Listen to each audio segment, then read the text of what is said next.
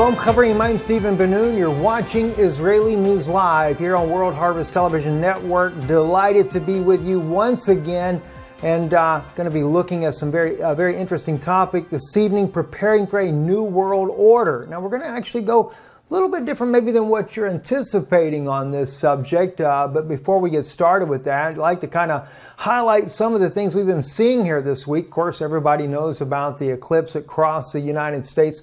So many people were expecting big things. I kind of laid in the low light when it came to the eclipse that was going to cross the United States. No doubt, maybe there is some symbolic significance there. Can't say myself what that might be. I didn't really go deep into that, but we didn't have no earthquakes as far as I'm aware of. I think we did over in Italy, but that's not here in the United States. No tidal waves or anything like that. But I know there's a lot of people that do watch that. Ourselves, we've been watching more so the situation unfolding in Venezuela. And those of you that have been watching this know that President Trump has talked about possibly military intervention in this country.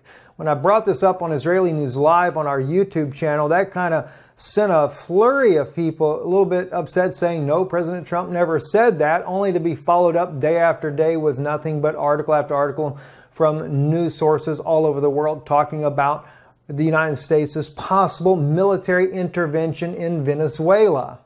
Now, this, of course, no doubt going to make it even more unstable with the relationship between Russia and the United States, because Russia has already signed an aid package for Venezuela, offering them 60 metric tons of wheat monthly. In exchange, the Venezuelan government is allowing Russia to build some of their military equipment, some of the smaller types of similar to that of the Humvee being built there in Venezuela, but that could easily be turned into anything else. It could be turned into tanks or, whatever else you could think of that the Russia could be building there. No doubt this is one reason why the U.S. is very concerned, but it wasn't Russia that destabilized the nation in the first place. Well, that kind of came right along the fact with the CIA admitting that they're involved in trying to help the opposition to overthrow the current government. And John Stockwell, former director of the CIA of operations there, said back in 1989 that the U.S. was notorious, the CIA was notorious for going around the globe destabilizing democracies. As he put it, anyone that doesn't have nuclear weapons, the CIA, if they deem it necessary, would destabilize those countries for the purpose that would serve the best interest for the United States. And we do see this happening. We saw it happen in Ukraine. There might be some dispute as to whether or not the U.S. caused the Maidan coup. Russia certainly seems to blame the CIA for the active involvement in their documentary, The Way Home, Crimea, The Way Home. They seem to make a very good case for CIA involvement, sharing some intercepted phone calls from the U.S. embassy that was going to those in Crimea. And of course, well, there's a lot of other things we could say about that. We know that the U.S. has backed the Free Syrian Army, the rebels trying to overthrow President Bashar al-Assad. And currently, as far as Venezuela is concerned, the U.S. has admitted, the CIA has admitted they're trying to support the opposition and remove the current government. And of course, maybe it wouldn't be a bad idea. I don't know. But nonetheless, the Venezuelan people are suffering, and I'm afraid we're going to end up seeing another situation like we did in Syria. And yet, I'm sure the United States does not want to have Russia this close to their doorstep in the southern hemisphere building weapons inside of Venezuela. So I kind of understand both sides of the coin here, but yet see a world totally becoming unstable and clearly just not in our best interest at all. So we're going to kind of get into some things here a little bit different than what we normally talk about here. We're going to be talking about preparing for a new world order.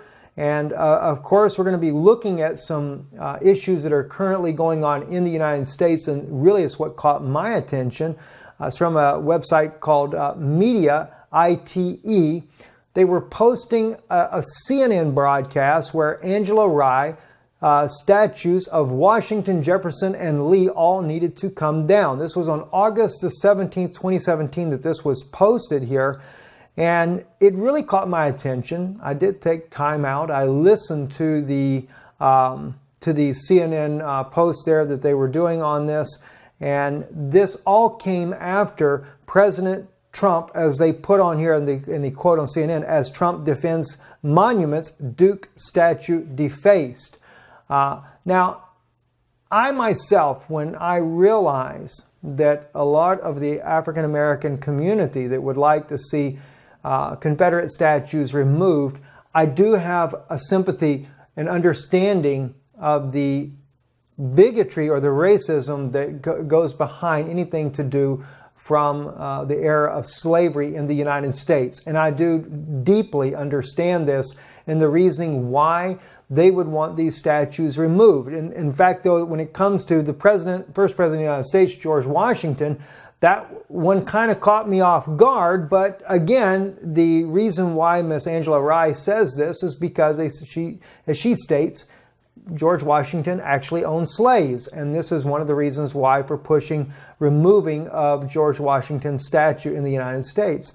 And at the same time, I also understand when it comes to being an American, there's many Americans that the history of America, it's removing the history.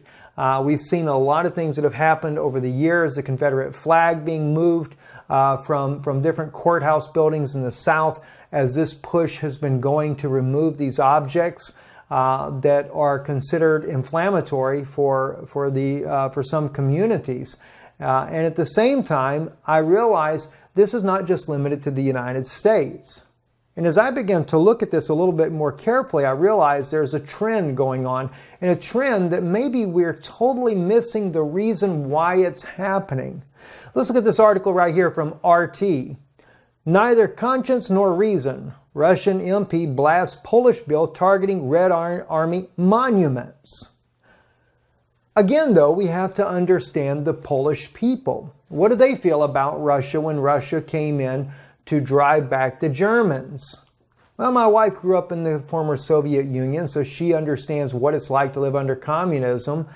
She was there until, in fact, came to America on asylum from being religiously oppressed under communism. And so therefore, she doesn't have a very good view of a communist government, and a lot of times that's associated with Russia as well, because after all, it was Stalin and Vladimir Lenin, that actually brought in the communist atheistic type of belief inside this country of Russia that turned it into a communist nation, and then later the Soviet Union after the Second World War. It even flourished even more. Oppression went all through Eastern Europe that ended up falling into the hands of the Russian victors in this particular war, and even half of Germany. But the thing is what people may not realize is that Stalin and Lenin both were Jesuit trained. And the country of Russia originally was a very religious country at one time, taking the gospel to the eastern parts of the world, to China, etc. But once they toppled the last Tsar, they were able to successfully turn it into an atheistic nation, but by Jesuit-trained men. So Stalin and Lenin were actually put there to do what? It was to crush the Eastern Orthodox religion. Crush the Russian state religion, as it were. And I'm not one to stand here for the Eastern Christian religion as far as that goes, but I do believe that they have their right to believe and serve God the way they so choose. But this is where Poland comes in, and Poland became very offended by those statues. But yet, what about the Jewish people? Like, for example, that were in Auschwitz. I had family members that died in Auschwitz, as well as Dachau and many other concentration camps throughout Eastern Europe. But Russia was liberators when it came to those that were inside these concentration camps. Yes, it did cause an oppression afterwards, but you have to remember, that oppression was caused by Jesuit influence. And that's what Russia had become, a communist nation, an atheistic nation, but not the people themselves. Many of them still serve God secretly all along.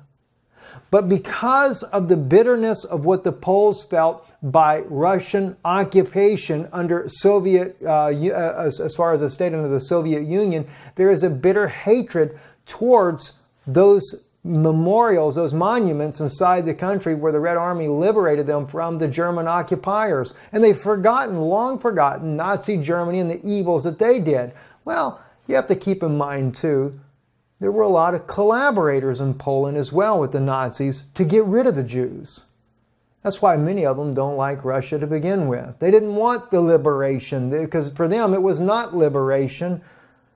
It was only freeing the Jews, something that they weren't very much interested in. But again, it's a racism of sorts being played out, just like in the United States. They are playing upon the emotions of the people in order to bring about a New World Order agenda. And this is what I begin to notice. Watch as we go on to another article here, The Guardian. Why Soviet monuments should be protected. People who deface and destroy statues across the former USSR are confusing the past with the present, says Agats Piasek. Now this happened to be, by the way, in Ukraine. And again, it's become Eastern versus Western Catholic type religions. The Russian Orthodox Church or the Eastern Orthodox Church versus the Western Orthodox Church, which would be the Vatican per se. And the lines are drawn right down the middle. And if you've watched the Ukraine conflict, you see that as well. You see the Catholic Church, the Vatican, or the Orthodox Catholic Church blessing the soldiers of the Ukraine to fight against the Eastern Orthodox, the Russian Orthodox believers. They're over there blessing their soldiers to fight against the soldiers of Ukraine. I mean, what has it become? What is this going on? Why are they tearing down all these monuments? Again, The Guardian, vandalism, apartheid-era statues sparks fevered debate in South Africa. How South Africa confronts symbols of its difficult past are being discussed in newspaper columns, televisions, talk shows, and mainstream politics. What is really going on then? But you have to understand, as I'm watching this, I realize there is a very serious reason for why people feel bitter about a lot of these monuments and statues. But I'm also seeing history repeat itself. I'm seeing the time of the Inquisitions. I'm seeing the times of the Crusades where they went and because the church didn't agree with certain books and everything, they burned everything. I'm not saying that everything was good, but the point is they were totally eradicating any historical documentation whatsoever. It's not changed, friends. It's not changed at all. Look at the article here on the New York Times. The strategy behind the Islamic State's destruction of ancient sites. Syrian government forces, helped by Russian airstrikes, retook Palmyra from the Islamic State on March 27th, and experts are now assessing damage of the city's ancient monuments and artifacts. The Islamic State destroyed many archaeological sites as it expanded across Iraq and Syria, looting some for profit and damaging others to gain attention. Well, they did a lot more than just damage it for attention. They have been steadily, from the very beginning of the war, destroying a lot of these statues throughout here. In fact, one guy wrote me on Israeli News Live, and he says in the comments section there on YouTube, he says, well, I guess they'll take down the pyramids next. No, they won't take down the pyramids. You have to understand, a New World Order is very interested in erasing certain parts of history. Not all of the history, only certain parts of history they want to eradicate and make sure that the new generation that's coming up, your little children that haven't even had a chance to go to school yet, they're getting rid of everything that you can find historically, and they're using racism and tension and violence and wars to be able to eradicate all these things from history so that a new world order can take place. Nationalism must be a thing of the past in the New World Order theology. I know this because one of the insiders shared that with me. In fact, he said to me one of the things that they would do, if they couldn't do it from global warming as the answer to get the people to go to a New World Order, they would actually let the nations, the two superpowers, Russia and the United States, turn against one another and fight to the death, basically to break both countries, and then come out and say, see, nationalism will not work. Transhumanism, friends, is just the next step in this game.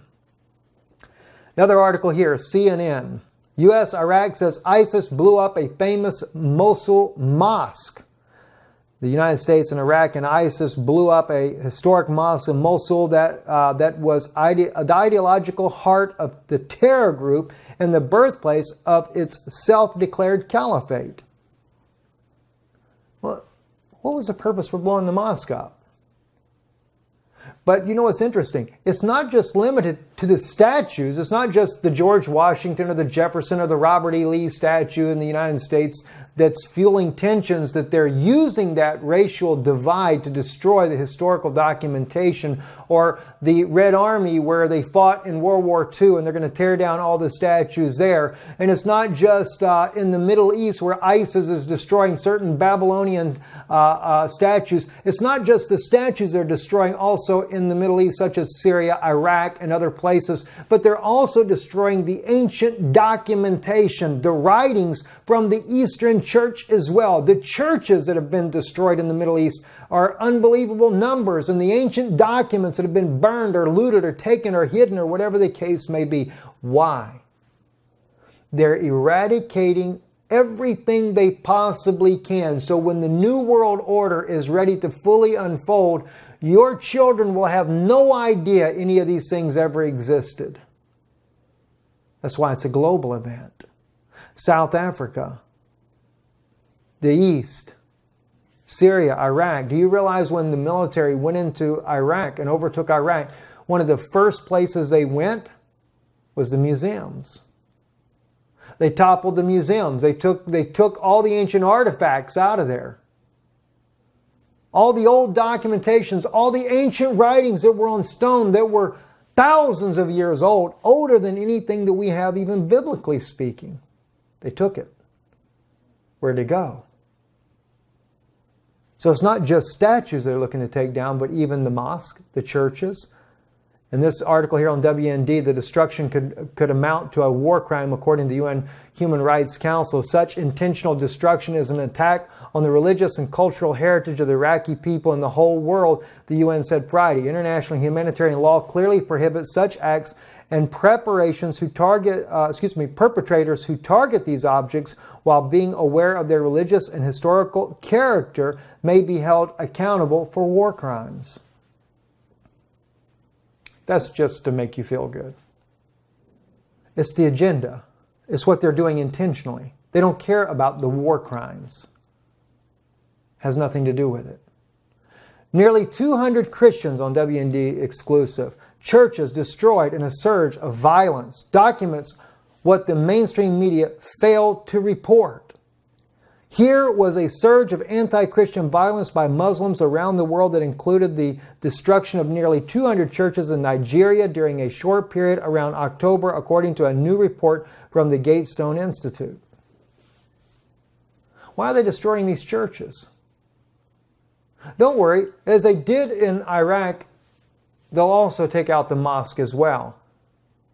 You remember, they're calling for a faceless religion. They're calling for the three monotheistic religions to unite under one God, and we all serve the same God. Don't forget that. That's part of that agenda as well.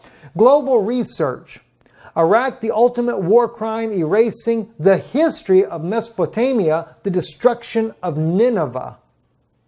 Friends, this is a biblical destruction. Did you realize that? I've covered this on Israeli News Live on many occasions there, and I believe it's in the book of Habakkuk. I didn't think to put that in this particular article here that we're bringing out here for the news channel here, but I wish I would have thought about that at the time. But the book of Habakkuk clearly identifies that Nineveh, that ancient city, first it talks about how that they would flee from there. How that they would loot and sell all the fine furniture. They did. ISIS did. Some of it ended up on eBay. Isn't it strange how they do these things? But yes, they did all that. And then later it goes on to say, I believe in the 3rd chapter of Habakkuk, that the city becomes a desolation. And it never gets rebuilt. That, by the way, is Mosul. The ancient city of Nineveh is in Mosul. Let's read on in the article here. Iraq may soon end up with no history. Archaeologist Joanna Farkak quoted in Cultural Cleansing in Iraq, Pluto Press 2010, in his indispensable book From the Sumer to Saddam, Geoff Simons writes, "The region of the world that the ancient Greeks called Mesopotamia, land between the rivers, was a fount of civilization, a veritable crucible, cradle womb of cultural progress. Here it was the first cities were born, writing began, and the first codified legal systems were established here. Though such ancient lands as Sumer, Akkad, and Babylonian and Assyria, that the vital cultural brew was stirred, the quite remarkable concoction from which the Western civilization would emerge." That chapter, The Ancient Crucible, concludes, "We may reflect also that a modern Iraq is entitled to contemplate with awe a pride the fructifying riches of the cultures that first emerged in this land more than 5,000 years ago. From the day of the U.S.-UK invasion, that fructifying richness, societal, cultural, historic, has been systematically, deliberately erased in one of the most devastating, despotic, and desecrating, pulverizing cultural Armageddons in history." I mean, that's just completely unimaginable to think. But as I said, what are they doing it for? It's a new world order, friends. This is what this is all about. Breitbart News. Bulldozing monuments in the war on American history. So it's not just limited to South America or South Africa or Europe or the Middle East or the eastern part of Europe, Eastern Europe, or the United States. It's everywhere. It's global. It's a global phenomenon that they're trying to eradicate history. And now they're talking about doing a war in Venezuela. You know, we're also caught up with the idea that these wars that are going on are just about natural resources. It's more than just natural resources, but natural resources are a major role in the destruction of these nations, or the overtaking of these nations, I should add.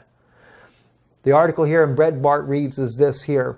Editor's note, the following is a debate with Timothy Sandifer of the Pacific Legal Foundation over the New Orleans City Council's December 17, 2015 decision to remove 4 monuments relating to the Confederacy. Read Sandifer's article here.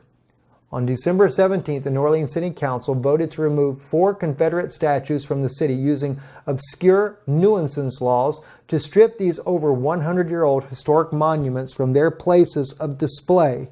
Mayor Mitch Landrieu said it was a courageous decision to turn a page on our divisive past and chart the course for a more inclusive future. Of course, the plan to remove the statues is itself divisive, as a number of preservation organizations have filed lawsuits to save the monuments. The New Orleans statues to be removed are the General Robert E. Lee, General P.G.T., Beauregard, and Confederate President Jefferson Davis. The city will also remove an obelisk dedicated to the Battle of Liberty Place. According to CNN, the Lee and Beauregard statues are on National Register of Historic Places. Now, in light of the compassion that I have for the Black American community on this particular issue, might I also suggest that the remaining of these statutes are also an important reminder of the evils that these statutes remind us of the past. And it should be historically preserved. But there again, my brothers, my sisters that are listening to me today, they are only playing on the emotions of the American people, both sides. Not just my black brothers and sisters, but the white community as well, the white brothers and sisters as well. They look at this as trying to remember the past, maybe for the sake of, well, it was the glorious time of the country, of the Southern Republic, or whatever you want to call it. But the thing is they're playing on both your feelings to turn you against one another. And it's all to serve the purpose to remove history. regardless of how evil our history is, we should have both good and bad there. We have a Bible, don't we? Everything that Israel did evil is recorded in that Bible, and we have that Bible as a reminder of the things that we did in the past that were wrong, that we should not do those things again. Many Christians wear a cross about their neck, the very instrument that was used in the crucifixion of our Savior, Jesus Christ, Yeshua HaMashiach, and yet we wear it around our neck. And I'm not against that. But my point is, do we abolish the cross as well? Well, they're planning on doing that too. Look at this article here on Fox News. Next couple of articles here from Fox News here. Cross in Pensacola Park must come down, violates Constitution, federal judge rules. Atheists across the fruited plain are rejoicing after a federal judge declared Monday that a cross erected in Florida Park violated the law and must come down. I am aware that there is a lot of support in Pensacola to keep the cross as is. And I understand and respect that point of view. U.S. District Judge Roger Vinson wrote in his ruling, but the law is the law. What do you know? I've seen that cross. I know about that cross. Does this mean now that they're going to take all the crosses that are in Arlington Cemetery, for example, and remove all of those as well? Maybe they will.